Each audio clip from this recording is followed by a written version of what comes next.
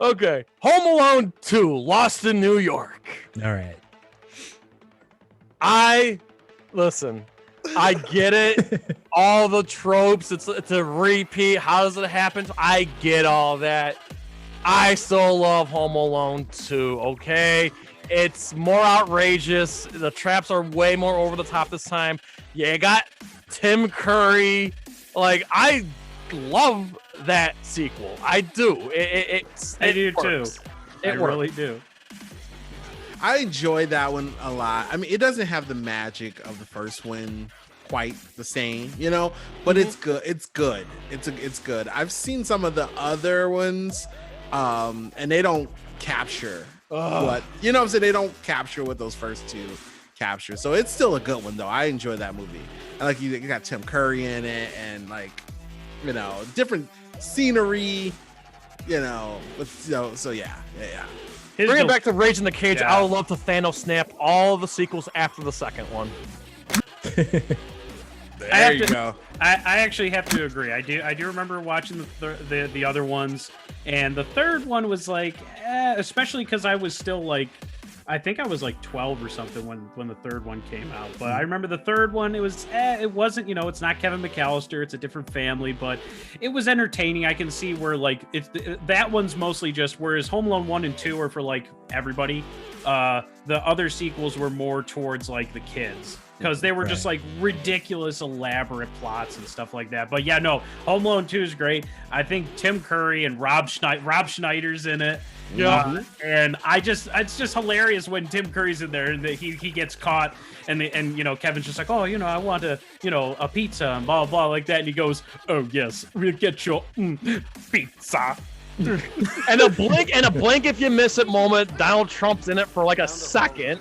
Yeah. Yep, just a second. Yeah, just for a brief second. And here's the thing, though. This was back in 1992, so like outside, unless you're from New York City, no one knew who Donald Trump was. I mean, anyone watched everybody still knew who Donald Trump was back then. He was like sort of the throughout the 80s.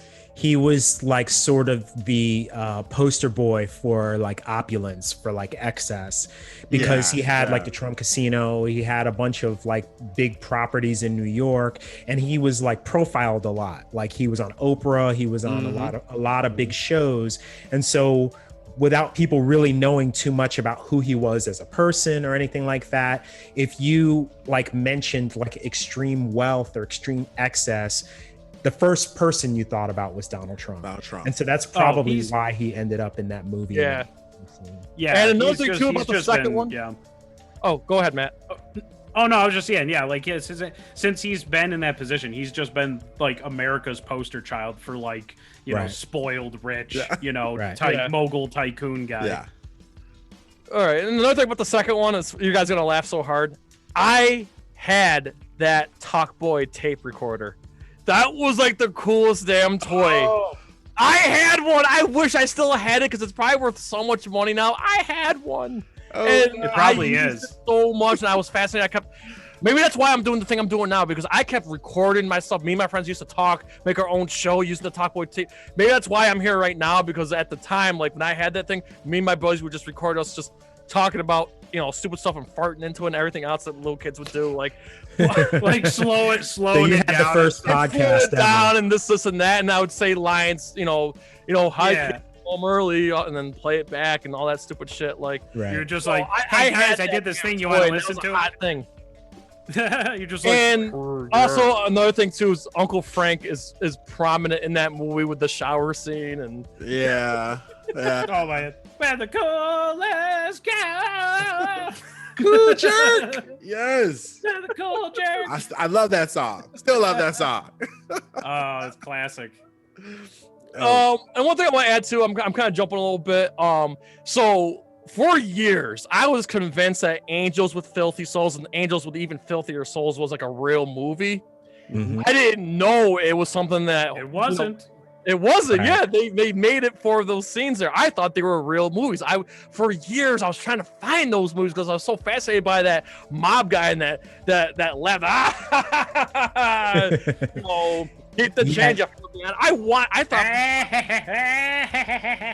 Yeah, it was actually so let down when I found out the truth that those movies were fake. I was so let down. Yeah, it was actually a parody of Angels with Dirty Faces, which actually is a real movie. It was made in 1938 and starred James Cagney. Yeah. And so they were like the whole thing of like, keep the change, you filthy animal. Like that was something that I gotta see these Cagney movies would have now. said. Man, Mark, always, I'm telling you, that's why I love doing this show. That's actually one of my, like, mine and my buddy Steve back home. Shout out to Steve. Steve, that's one of his favorite things because Steve wished it was a real movie because he always, when he talks about Home Alone, he quotes from the parody movie, and that's like one of my accomplishments that I want to do. If I get, later, if things work out, things are going, I have some capital, I'm actually doing stuff out in the film industry, I would love to just do a parody of that actual movie. I still want to do like a modern version of that and just do like a parody mobster, something like that. Yes. Yeah. They really should have fleshed that movie out a little bit more. I felt like, you know what I mean? Instead of just having those like scenes like peppered into Home Alone, like have that. I mean, and they probably weren't thinking about those types of things back then, but if it was made now, they would have probably done like a featurette that was like a YouTube miniseries or something. Minutes. Yeah, exactly. I'm surprised nobody's done anything yet. I'm surprised like someone wasn't just like, hey, remember that stuff from Home Alone? I really think we should just do a parody movie and just release it, like Seth Rogen or somebody. I'm surprised that nobody's decided to do that. Dude, I would be there in a heartbeat. Film it in black and white. Oh my god, dude! If for some reason I get a green light, because I do want, this is like a major goal of mine that I want to do in the future. If I, for some crazy stupid reason, I get a chance to do this, you guys are going to be one of the first guys I call to let you know. All right. So you want to be in the movie? Just you want to be like an extra or something in the movie? Just let me know. You can shoot me down. I'd love to be part of it.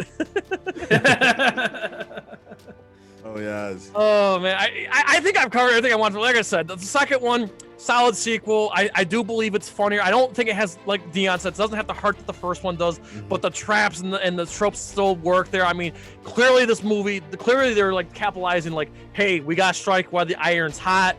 Kevin, Macaulay Culkin's still young. And they brought everybody back. Props to them. Everybody came back. Everybody, the writers, the director, the cast, everybody came back and they made it work. And as a New Yorker, I really do feel like the movie really does capture New York City very well, the danger side and the upside of it, because the whole Rockefeller and the toy shop, like those are those are great like tourist places, and I'm really glad that the movie took a quick minute to like really show off the cool stuff of New York City, and I think it's done so well. Yeah. Oh, definitely. I mean, obviously, the one negative that I still like, the one nitpick that I had is a lot of the progression and stuff, just kind of like, especially with the bird lady and stuff like that. I mean, it's great. I love the second one, but it just seems too recycled, because Kevin learned his lesson in the first one, but now it's like, oh, Kevin's being a little shit again. So now he's in New York City being a little shit. Right. So, but besides that, it's still fun. It's entertaining. Everyone does a great job. I didn't mind that sort of thing, but I did notice that it was very recycled. I'm like, really? Kevin still hasn't learned his lesson? Come on, he's still a young kid. Buzz is continuing to be Buzz. I mean, I laughed so hard. The part where they're at the choir and he's putting the candlesticks behind his ears and starts to drum, and then like he embarrasses him. And yeah. I get it, and the family still shits on him like again. Right. And then of course they actually unplug the alarm and they go through the whole thing again. But this time he actually goes with them, and then he just gets on the wrong plane. Yeah. I mean, it's done so well, but like I said, I also love that part where Buzz is like doing the apology in front of the family, and he's like, beat that, you trout sniffer. I laughed so hard. I'm like, oh my god, Buzz is such an asshole. What an asshole. And let's be fair, like the family in both movies did shit on Kevin. Both movies, they really did. Whose uncle family was gonna call like an 8-year-old a little jerk, and blame Kevin for the whole everything that happened because even though Buzz instigated it, like, come on, they really their did families were they call them even worse names than that. That's definitely like the PG version of that. Yeah. It's just True story.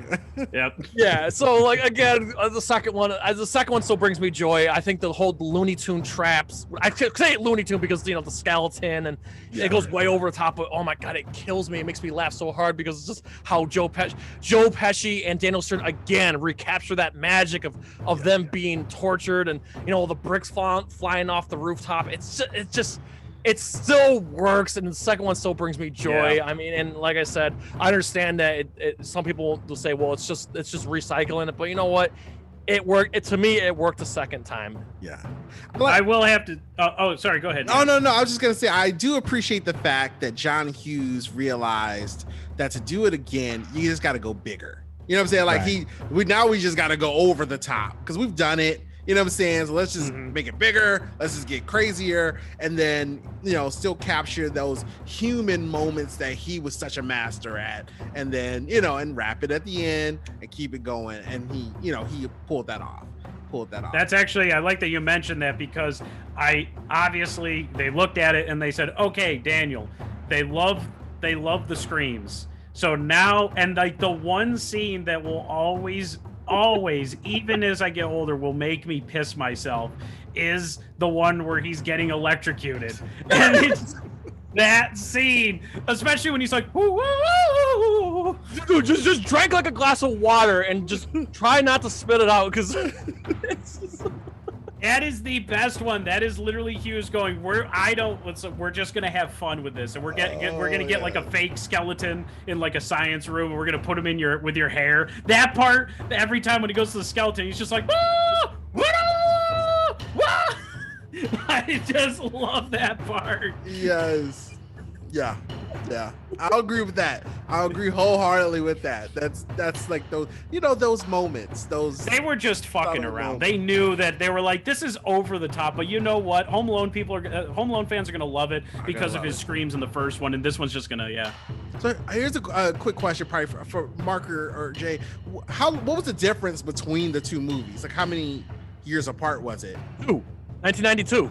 Oh, so just I remember it was yesterday. Yeah, 1992. Okay. Oh, it was in succession. That's right. That they just did it right. Okay. So yeah, they knew they had a hit, and these people got to do it for the kids get too old, right. And everybody's on board, and we can go to a different location because the first movie was filmed in northern, North Chicago. I found out just recently the church scene is actually in Oak Park, which is the west side of Chicago. So you get the chance to go to a completely different scenery, and let's just have some fun. And so, I dig that. I dig it. Yeah, absolutely. I'm trying to think. And another thing too is the first movie made so much money that they could spend a little more on the second one and go to more locations and do more, bring in more big names and, like I said, that's why the second one has like, bigger and better traps and bigger budget and everything. It's because of how much the first one made, and again it was still successful. And I think we can all four of us can agree it was not gonna work a third time. Like they did it twice. It's a damn near perfect duology like Terminator 2, 1 and 2. They shouldn't have done more than just nix the rest of them. Yeah. But to be fair, I would love to see, like, if they made a new Home Alone movie where Macaulay Culkin now in his 40s and now the Wet Bandits serve time. I'm not completely against that if it's done right. Yeah. But that was floated. That was actually floated like a few years ago. Yeah, a few years ago, there was talk of doing a version of Home Alone where Kevin is an adult and he has kids of his own. And the Wet Bandits are older and they're bent on getting revenge on Kevin, and so they want to get revenge on Kevin through his kids. And so like that would have been plausible. That would have been and that was something that was in development, but whatever happened, that the idea of that just kind of fell apart. They are doing a new a reboot of Home Alone. I'm glad you brought that up. Different characters. Oh, that's right. That's right. I'm pissed Did they say when did they say when that was gonna be potentially released? Like in I think it was 2023, supposed to be released of Christmas of this year, but because of the pandemic, it got pushed. Right. That would have been That makes me mad. Listen, here's why. I don't care how you reboot it. I don't care how different it is. It's not gonna work. Okay, Home Alone works because it was the 90s. There was no cell phones. There was no internet. Okay, that's not gonna. Home Alone doesn't work in modern times because you got your cell phone. Every kid's got a cell phone. Every cell phone's got a track. It just does not work. You can't reboot this. I don't care.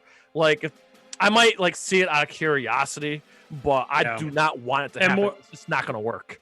Yeah, and I would think to a certain degree, like more parents, because of the technology and they can track their kids, that they would be more comfortable with like a kid being home. I mean, not like a really young kid, but I mean, there's always a debate, excuse me, a debate with that. But yeah, no, I agree. They couldn't do it as much because there were reasons, there were limitations which made the original Home Alone series work. But now that we're so connected and we have all this technology, you can literally find like someone's address in like Paraguay and like find their name and address and everything like in like 10 seconds. Yeah. I like the idea of a movie that puts Kevin as an adult with children. That to me sounds entertaining, plausible. Like it'll change the concept of the film a little bit, but it's still doable, right? His kids are like witty like he is, and they're like, oh, this guy's trying to get us, huh? That's but to me, it's one of those things that even however you try to manipulate the situation to make it plausible in 2020, I'm not a fan just because John Hughes is not a part of it. You're not going to get that original writing. You hear tons of stories about him. He just had whether he himself, just due to his life experience, he had a way of capturing innocence and youth. And like, I mean, I'm sure there are people who in the film industry today who are just as good at doing that. I'm just not familiar with them. And even in my adult life, I'm not sure I've seen any films that hit me the way that 16 Candles hit me. They hit me. But I'm also an adult. What I'm saying? They're not made to hit me that way. But like, there's an enduring quality to his huge library of films that I'm not sure you can just box up and duplicate. And because you can't, maybe you should just leave it alone. And I agree with that. There are a lot of remakes that are being made, and regardless, every generation is going to have like their versions of a remake where the parents are going to say, "Oh, I remember that when I was growing up," or this or that. Especially, I think True Grit's been made 3 times or something like that. But there's just a weird trend going on, and luckily now, I mean, minus the pandemic, it did look like that Hollywood was back on track to be not making as many remakes. But I mean, like the past 5 or so years, we've seen just so many just like half-assed remakes and stuff. And obviously they're cash cows. Obviously they were corporate, or they were like, no, now we want to do a different spin. That's fine. Do whatever you want. But it's just, I don't know. So they're just like way too half-assed. I really do. I mean, there are reasons why a lot of major films are not being remade. Like if they even attempted to remake Back to the Future, people are just everybody, every spectrum, every side are just, are going to get a fucking Aren't they remaking Back to the Future though? Are they? I thought they were. Yeah, I think he's right. I think they are. Oh my God! Hold on a second. I feel like there are. They better not. Back to the Future. I think he's right, actually. And it just kind of it's just remake 2020. What? Yeah. Wait a minute. Tom Holland confirms Back to the Future remake talks. Oh no! What? Yeah. See. No. Some stuff you just gotta let go. Just let it go. Only if like. I don't know if Zemeckis is going to be, but if Spielberg was in control of it, if Spielberg's in control of it, just like how Spielberg is doing like a reboot of Animaniacs, because that's the other point I was going to come to. If you're going to do a reboot, it's got to be the person or the producer that created the original one, because they'll still be able to capture what they're looking for.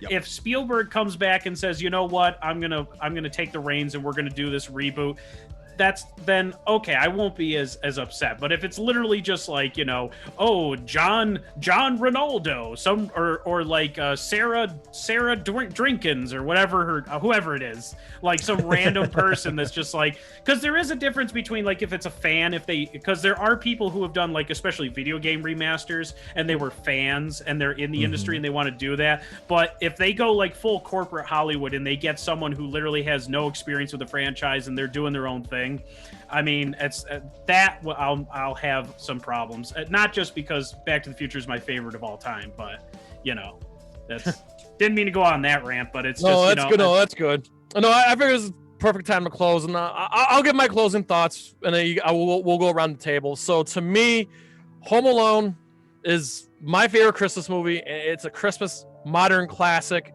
Still works. It's a time capsule. It cannot be redone. Both the first and the second. It's just, to me, kids can enjoy it. Adults can enjoy it. I had a field day showing it to my friends' kids, and they loved it. Like, it still works. It can't be redone, but it still works when you show it to people who haven't seen it. And it's got everything, all the elements. It's got the slapstick, it's got the comedy, it's got the one-liners, it's got the wet bandits and the traps and everything else you could ask for. And again, the movie has heart. And at the end of the day, it's my favorite Christmas movie, and it still holds up as a kid and as an adult. That's my take. I'm glad I went back and watched it. And this is kind of obviously an ongoing trend with you guys. You know, I've been watching so many movies. I think the last time I talked with you guys, I got mad at you because all my pocket change is going to Amazon Prime, because I'm like, why can't they just review movies that are actually streaming so I don't have to pay extra? But but I spent my $4 and watched this one. And after watching it again, I remember earlier today telling myself, I said, this is actually going to be my Christmas present, one of my Christmas presents to my daughters this year. A couple years ago, I was like, hey, you guys want to watch A Christmas Story? And they were like, what movie? I about flipped, you know? And like, I kind of like got that same feeling. Like, this is a movie that if they have not seen, they should see. I want them to have it and own it, because it's a movie that you can just through the years enjoy. You know, they're 15, so when they turn 20, as they get older, you know, so I'm definitely gonna buy this on Blu-ray for them. And I'm just glad. I think it's a great movie. John Hughes will always be one of my favorites. Like I said, I just grew up sucking in every movie he ever did. My favorite John Hughes movie is actually Curly Sue, which I always find half the people that have never seen, but I have that on DVD. And he did it. I don't know if he specifically planned out to just tackle a Christmas movie and do that, but he did it in his own style. He did it. It's not perfect, but he found great actors, great moments to portray, and he just, and it works, and it works so well. And so I appreciate it in that way. I agree with everything that you guys are saying. It's a great movie. It's, it will continue to be a classic. I think one of the biggest things, if I get a chance to go home for Christmas, because I do know that my parents have the original VHS copy that I used to watch with my brother all the time. And I think that's what so you guys have already watched it. I think I'm going to give myself a treat if I get a chance to go home. I'm going to, dust off the old VHS player, and I'm going to watch it with all the VHS imperfections and everything, and just literally just get like that warm VHS tape feeling, to curl myself up in a blanket and just have some hot cocoa and watch Home Alone just like how I've watched it. It's a great one. It will always hold up. And I think, for decades and decades, and I actually think that Home Alone might be, even like if they do like film classes in like the next 20 or 30 or 40 years, I think this one might be like a benchmark for if like people are learning to make Christmas films. As somebody who, was a little bit older, who was seeing that for the first time as opposed to being a kid, I don't have the same connection that younger people would have with this movie. But that said, I have nothing but tremendous respect for John Hughes, for Chris Columbus, for the cast, for everybody who is involved in this movie. It is, by all accounts, a timeless classic. Certainly the quintessential Christmas movie for a lot of people. And it is the ultimate fantasy for a young kid to be left home to his own devices, his or her own devices.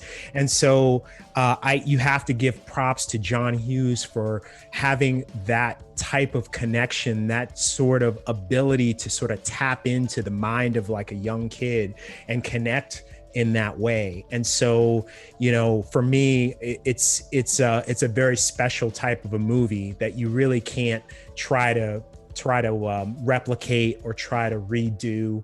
For anybody who hasn't seen it, I mean, it's, like I said, it's the type of movie that, will bring a smile to your face one way or the other. So I do recommend it. Mm-hmm. All right. So well said, Mark. Yeah, thank you, Mark, for that. So before we go, I'm gonna give Dion and Matt the floor for a quick minute here. So guys, just take a moment here and just share with our audience where they can find your work and your podcast and everything else. So go, Dion, go ahead. Yeah, so you can check me out, Off the Beaten Podcast. I have a new website. It's just offthebeatenpodcast, alloneword.com. I'm also on Facebook, Instagram. So I just do a podcast about Chicago, the city and the people. And I mean, it's a basic premise, but this is a very colorful city full of very colorful people. So there's something for everyone to enjoy. It's very eclectic. I talk about everything from naked bike rides to divorce, and there's really no pinning it down per se. So I would just tell people, definitely check it out, and please let me know what you think. I'm always open to criticism and just trying to make it a better show with each progressive episode. So links will be in the description, and sub that man up. Yes, exactly. It's excellent great show. Stuff. Dion does great stuff. If you want to learn about Chicago, you got to check out his stuff. Thank you. And Matthew, where can people find your work? And we're very excited about your career, spanning out here and whatnot. So go ahead and share us where they can find your work and where they people can find you if they need your help. Okay, yeah, no problem. I mean, it's going to be the same as when I was on last time. You can go to my website, MatthewFarden.com. It's just my full name.